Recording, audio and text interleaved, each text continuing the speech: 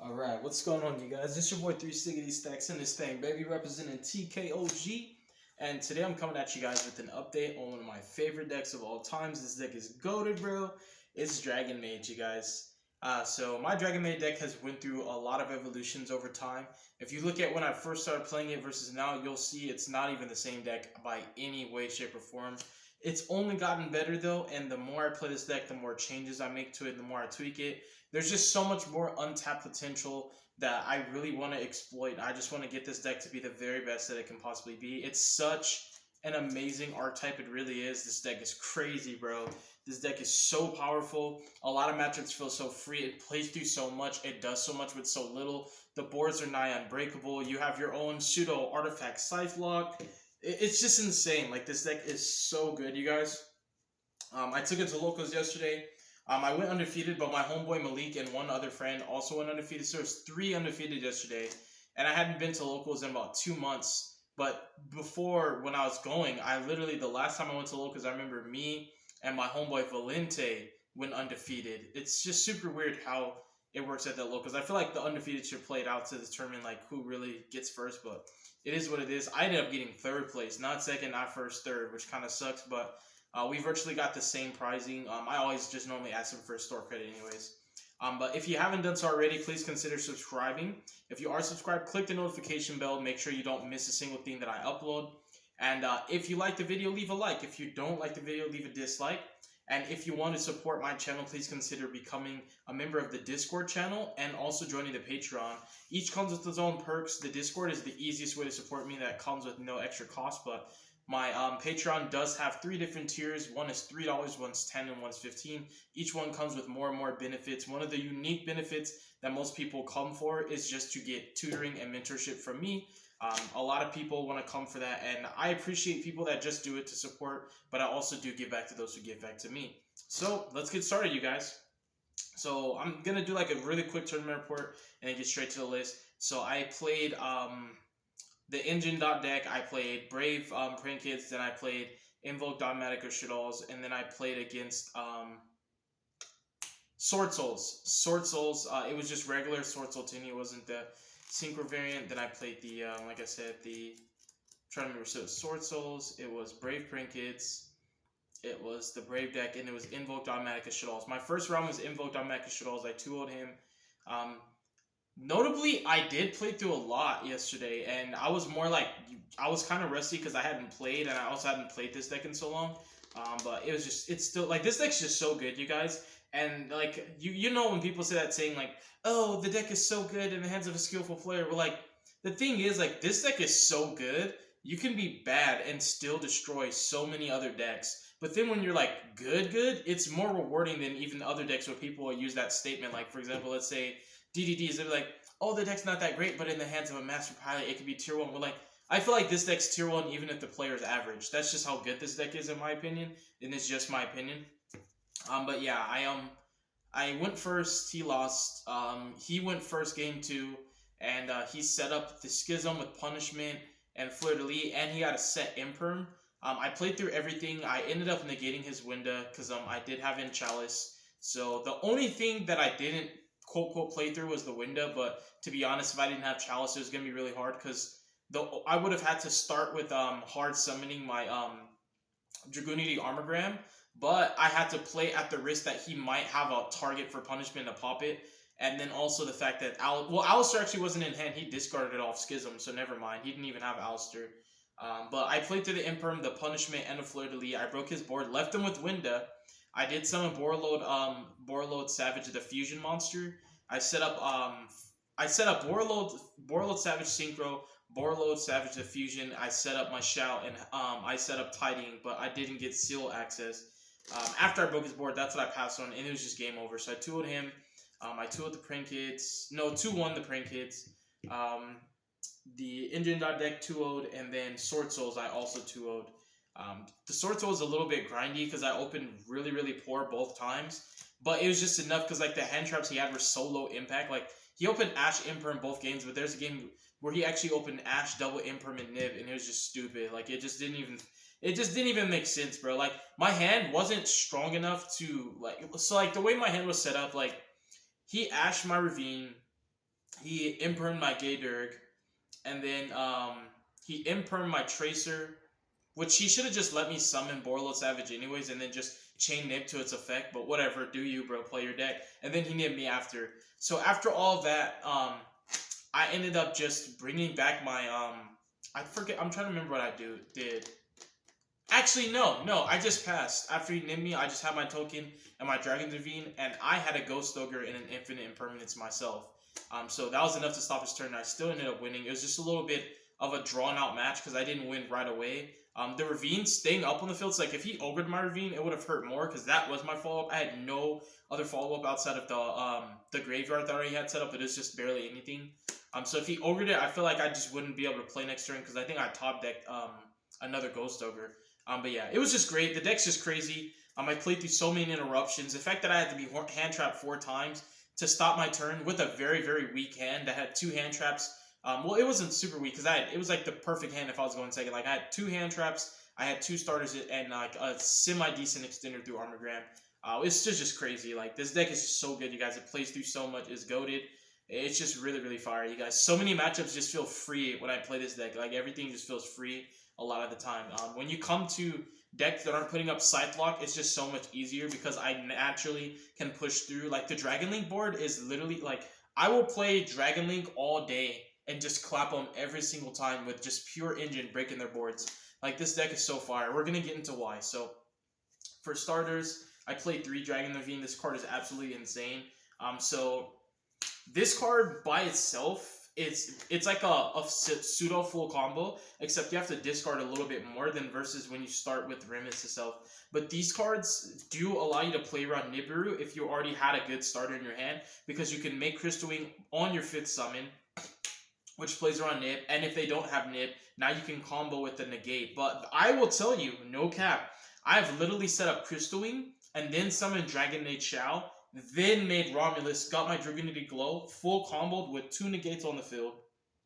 Field literally ended up being the Synchro Savage, and then the Fusion Borreload Savage, the Seal Tiding with 2 other negates. It was just the most obnoxious field, like just, it was ridiculous. And the follow-up was so immense. Even if that board got broken, I literally had follow-up off Tiding, I had follow-up off Hospitality, I had follow-up off of the World Legacy Guard Dragon that I bounced off of my Seal.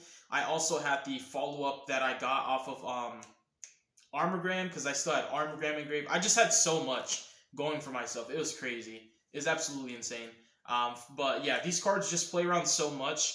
One of the things that makes these so unique as starters is that they allow you to access any dragon that you need. So even if you don't open your starters and you open these cards, these allow you to see your starters. So this makes my deck a lot more consistent. I just think that this is just like the best dragon deck in general. I think the Dragonmaids are the best dragon archetype. Dragon Link's not an archetype, but Dragonmaid is. Next up, we play 3 Parlor. I personally think that Parlor is a bit stronger than Chamber in the terms of, I mean, it hasn't came up in a while because last time I was playing a few months ago, Droll's really popular. Now it's not. But it was coming up a lot where I was starting with Parlor to summon Shao so that I would put up my negate before I commit to any searches. Because like sometimes I'll have hands with Remus and other cards like that where I do want to search a lot, right? I don't need to because I could, at the end of the day, I can make a basic Borreload Savage Seal Tiding board, which is the pretty much almost close to the best board that Dragon Link will make without utilizing all my searches if I'm just trying to play conservative. My conservative boards are like the best board that Dragon Link will put up. So she just plays around Droll. She also conveniently will play around Winda because your first special summon will be Dragonmaid Shao. So if your opponent decides to summon Winda, even if they use Alistair, it's Shao's at 3,500. You know, it's just crazy. It's really good. They can't even like reveal Fleur de Lis and try and negate Shao because you don't have to negate that. It doesn't threaten you. Your Dragonmaid Shao is at 3,500. It will attack over Winda and you can combo in main phase too. So she plays around Winda. She plays around Droll. These actually play around a lot more than it looks like on pen and paper. So the thing with these going second that I do all the time, this happens so much. People do not negate these cards. So sometimes I want them to negate them, sometimes I don't. Sometimes it's a bait and they don't take the bait. But when people start playing against my deck more and more, like some of my closer friends, they understand you have to negate these cards. So this is what's happening. This is a true story. And I know like I'm just this person that you're going to be like, oh, we'll just get to the profile. So this is what happens. Like I was playing against Phantom Knight. This was the first time at my locals that someone had to learn the hard way that you should negate chamber. He only had Dragoon. I hand trapped him, he had Dragoon, and his face down actually was summon limit, but all he had was Dragoon. So I summoned chamber, he did not negate it with Dragoon. So I added changeover, then I activated changeover. And so he had to negate the changeover Dragoon because he knew that my fusion had 3500. So he negated it. I then proceeded to use changeover to bounce this back to my hand, activate the changeover that Dragoon negated, summon Shao, and my second summon was Shao. He flipped summon limit, I negated it, and then I full comboed him, Boar Sword, and ulticated him the same turn. So not only did he get punished for not negating Chamber, but Chamber literally baited Dragoon and played around summon limit with one card, bro. This deck is insane. If that ain't enough to convince you, I don't know what else will. Like, this deck is so crazy, you guys. It is so fire. Like, these cards, the fact that they access changeover, force negate. If your opponent doesn't know what your deck does, you literally get the negate for free because they think they're holding their hand traps. But the thing is, you have cards that force interactions. What that means is that your opponent can't save their hand trap for your best play. They don't have a choice. You will literally force them to throw their hand traps at you early, because if they do not, you're going to summon Crystal Wing, you're going to summon Shao, and you're going to combo. And the thing is, whether they hand trap this or not is irrelevant, because the fact that you can set that negate up and still combo means you do not need this card to play. This doesn't contribute towards your full combo. This only is a level of protection that is kind of similar to a Call by the Grave. So these cards are absolutely insane. All 12 of these starters do the similar things. They play around hand trap, they put up negates before you start comboing, and they allow you to play out of so many different scenarios. These cards are just ridiculous. Like, this card is insane as well. Like, I summoned Shao like 4 times in battle phase. Like, my opponent Ghost Lord my Shao, I summoned Parlor and used Parlor to dump Tiding. Then I used Tiding to bring back Shao in standby. They killed Shao again. I choose not to negate. Start a battle phase. I return Chamber to hand summon Shao. And the whole time, he killed Shao twice and I never used her effect. So he kept trying to bait her, and at the end of the day, I still got to use Shao to negate. It was just, this deck's just crazy. But anyway, sorry you guys. This deck really gets me going. 3 copies of Black Metal. This card is a 1-card start as well. If you open Remus Black Metal, that is like one of the most broken full combos you can get, because it's just crazy. So like, you get to set up Crystal Wing, but then you Black Metal, Red MD, bring back the Gay Dirk, use Gay Dirk, add something, dump whatever you didn't have, then you make your Romulus full combo, and then in the middle of your combo sequence, you skip a step because the Gay Dirk already dumped an extra Dragonmaid. So like, with this combo, you don't open your Dragonmaids, but you get all the Dragonmaid engine going off of that combo. It's ridiculous. Black Metal is such a good card, you guys. It really is. And when you open, like, if you hard draw Red MD, which is, it's at 3, so it's something that should be noted, that hard drawing Red MD plays around Winda, just in the sense that you can make your first summon Red MD, if that makes sense. Like, but that's only for people that preemptively activate the Schism, you know what I mean? So it's not really going to play around Winda the way you want it to, but it's still just something to know. For the rest of the starters, I'm just playing 2 Tracer, 1 Recharger. When there's any Dragon is a starter, because my deck's full combo is a very similar equation to Phantom Knights and any Warrior deck. 2 of the similar type of monster gets you just so much going for yourself. So for this deck, your Isolde is Romulus, your Cherubini is Romulus, and that's why a lot of people hold their negates for Romulus. When they see how much I can do just off summoning Romulus, they won't Imperm Parlor anymore. They won't Imperm Chamber. They hold it for Romulus. That's where the problem becomes. Because you didn't Imperm Chamber and Parlor because you were holding it for Romulus, these put up Dragonmaid Shao. Now, when you Imperm my Romulus, I can just negate it. And then after it resolves, I'll use the House and the Romulus on my field to make a seal to play around Nibiru if you were holding Nib for the deeper portion of my combo, and I'll keep comboing with Seal. This deck is one of the most... Actually, this deck is... I'm not even gonna lie. This deck is the most resilient combo deck I've ever played in my life, and I've played so many different combo decks. I've played Full Power Drytrons, Virtual Worlds, if you were talking like meta-relevant, you know, in past formats. I've played... I mean, I never really liked Spirals like that. Actually, my friends played Spirals, but I pretty much played almost every meta-relevant combo deck. Even the only thing that's more resilient than this was my my Endymion, like Zephyra, Orcus, Guard Dragon, Pendulum deck. That's the only other deck that's more resilient than this. But besides that, this is the most resilient combo deck I've ever played. You can play mid-range, you can play conservative. Your conservative boards, like I said, are better than people's full combo boards. Like, they'll get like 2-3 negates. You'll literally have 6 forms of interaction plus your hand traps. Deck is absolutely insane. Something that's also really, really cool with the Dragonmaids, how they interact is if you enter battle phase with the high level engrave, you force negates because if the negate your opponent has less attack than the dragon you're going to summon, you force your opponent to negate it. So it goes back again to people really just have to negate these cards because let's say they negate Chamber with Borload Savage and they don't negate her for the whole turn like a Veiler. You enter battle phase, use your effect to bounce herself, and now they have to use something else to negate her. Otherwise, you summon a monster bigger than their negate, if that makes sense. It's just crazy what you can do, and the amount of follow-up with this deck is ridiculous. Changeover's Graveyard Effect, just bouncing Dragonmaids that you summon on your opponent's turn so that you can normal summon them again. It's ridiculous, you guys. The deck is just so crazy. It really is. Even the Rocket cards help you to play going second. They're just so insane. So here's my extenders. Sorry for people who just literally just want to copy-paste the deck list and go.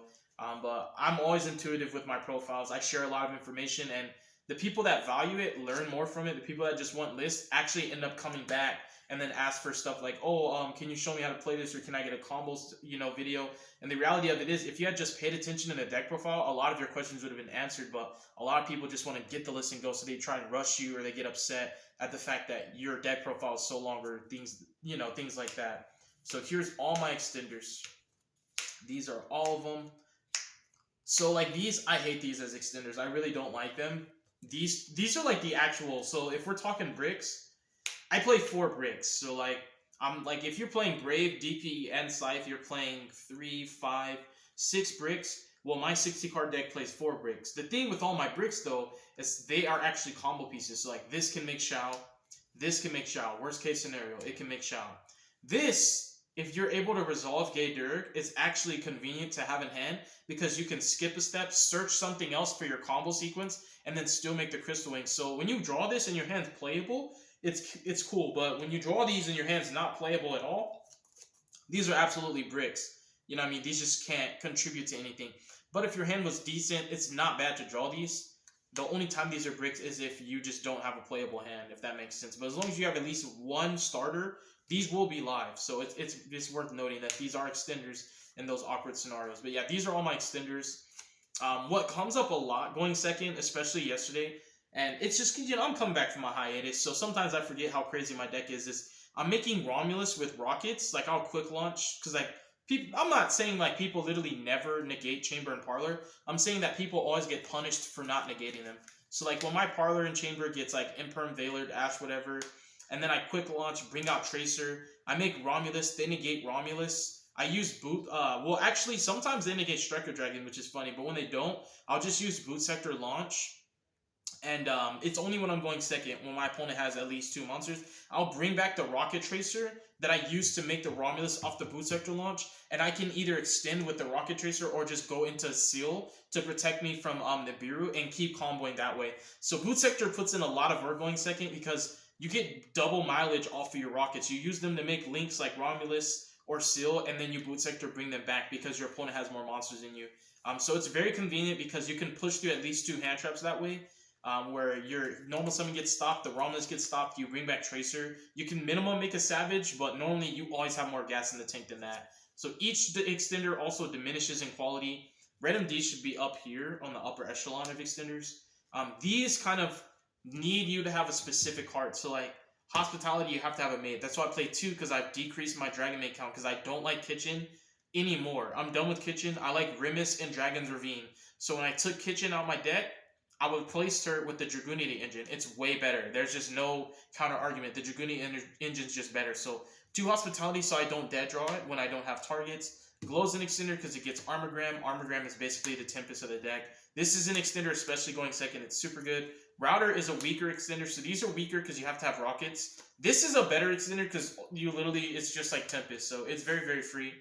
These require kind of more a specific setup. You need your Grave setup for Glow and Armorgram to be extenders, but they are nonetheless. So you see, that's why I put it in this order, because it diminishes in quality. They're extenders, they're just more situational and tailored to your hand already being a certain way. But with these, it doesn't matter what your hand looks like, they're always going to allow you to keep pushing. So these are actually just the best extenders in the deck right here. And Quick Launch can also be a starter as well as Nocto, for the simple fact that Nocto can draw into other engine pieces. So yeah.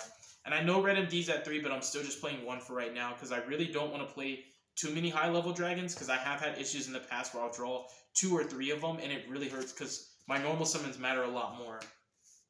These cards are phenomenal. They're a huge part of your engine. They're a part of your grind game, but conveniently, when your board's getting broken, because you can get access to these in the battle phase, it's really helpful being able to bounce your maids to summon these, and at the end of the battle phase, use these to bounce their selves, summon your maids back, and now for your push, you have an extender and a way to force cards like Invoke Makaba, Borload Savage. This trades with Hot Red and he can't even respond. It's really cool. This card is actually very, very OP. Like, Lorepore is insane, you guys. Very good card.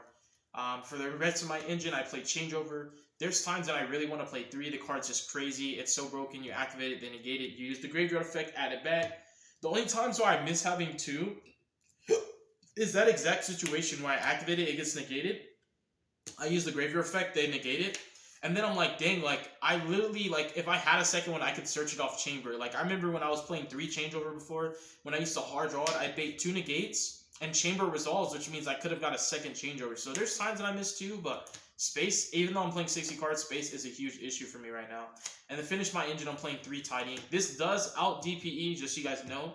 Even if he's not on field, you can use Tidying to return him to the extra deck. So that is something that you should be cognizant of, because you guys can look at this list and think, where's your out to DPE? Well, it's actually archetype specific and searchable that outs DPE. So for the rest of the deck, it's just hand traps and going second cards. I play 3 Ash. I'm playing 2 Ogres, 3 Gammas. This gives me blanket protection, and it's one of the best hand traps this format. I think Gamma's just insane. It's really good against that, like I said, that engine deck that's just basically focusing on Brave and synchro comboing with the Red Rose support and stuff like that. If you Gamma the Griffin Rider, it really hurts. It cuts off one of their extenders. If you Gamma it's sometimes cool to Gamma Enchantress if they didn't already open Rite of Armacia. But the other thing is, it's just, in general, it's a really strong hand trap. And people always throw their Ash and their Ogre at my Ravine. And when they do that and I have Gamma, I get to go into Scarlight, try to bait a negate. And if he gets Veilered or Imperm, I just use him as a dragon to make Romulus. So I'll literally force their hand traps. Like, that's what, again, this is just another reason why this deck is so resilient and so good at playing through disruptions. Because you can get Ashed or Ogre on your Ravine, activate Gamma, summon him, go into Scarlight, try and pop their field. They're obviously going to respond. If they have soft negates, like Imperm and Veiler, like I said, that don't destroy the cards, that's fine. So in terms of playing through hand traps, it's really good, because it won't trade with the body. So they'll Imperm the Scarlight, then you make Romulus, and they have to have another negate. So it's just so crazy how powerful this deck is. Speaking of, I do play 3 Imperm and Droplet. So Imperm, Droplet, and Gamma also have a unique synergy of being able to be all drawn as your 6th card to stop the DPE Scythe interaction.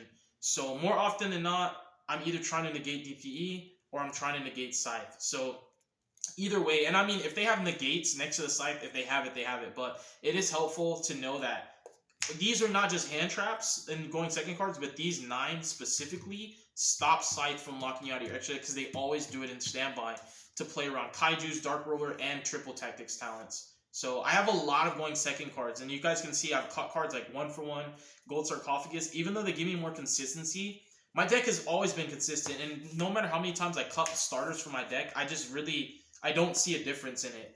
So for the extra deck, and that's what I really sacrifice. I sacrifice a couple 1-ups just to give me more going second cards. So I think I'm playing about 15 going second cards, plus my deck's just so gas I can just break boards with Engine.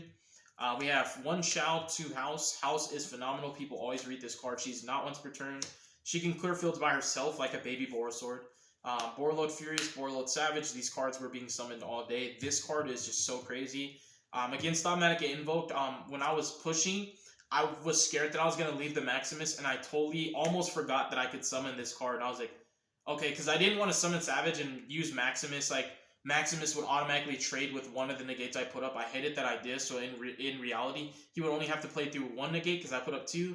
But I summoned this, popped the Maximus, and it made my job so much easier. Crystal Wing, Gaydirk, these cards, just phenomenal. They play through so much. People negate Gaydirk all the time, and I just make Romulus and punish them with the Dragunity Glow combo. This deck is so crazy. And the thing is, this is what it goes back to what I was saying. You have no choice but to negate this. Because theoretically, I could just grab Miss Valley Baby Rock, make Crystalling, and now your hand trap's wasted. So again, this deck is a type of combo deck that forces people to throw their hand traps at you when they don't have a choice. You put your opponent in an uncomfortable situation where they don't have control over when they can interact with you. They have no control. You have the control. And again, if that doesn't convince you, I just don't know what else is. This is just one of the best decks ever. Scarlight for time and also for the Gamma interaction that I spoke of. 2 Seals, 1 Rom. Whenever I miss a second, I do it all the time. I use Seal to bounce Romulus equipped to my Savage. That's my cheat code to get my second Rom. Because if it gets negated, I'll use Savage to equip it, use Seal to bounce it to my extra deck, so next turn I can still full combo. We have Striker, Pisty, Board Sword, and Attune. And the full combo is not necessary because you naturally can get 3 interruptions or 4 easily, but when your board gets broken, you always can recover with this deck because of the follow-up you get. But when you didn't full combo, like when you make a board and your Romulus gets negated, now your follow-up's even crazier because you have all the graveyard follow-up, you have Tiding, you have Hospitality, you have like your Dragunity, Armogram, you have everything your Dragonmaids give you, your changeover, your Nurse to bounce from the field to the hand with changeover to normal summon her again, and then you get to resolve Romulus, get Glow, do the Dragunity King of Heretic King of Attune combo. It's just crazy. Like, just watch my duels and you'll see, like, this deck will just have you like, bro, this is the best deck. That's how I feel sometimes. But thank you guys so much for watching the video. God bless you. Make good choices. Don't hurt your brain cells. Stay tuned for future content. And y'all have a good night. Peace.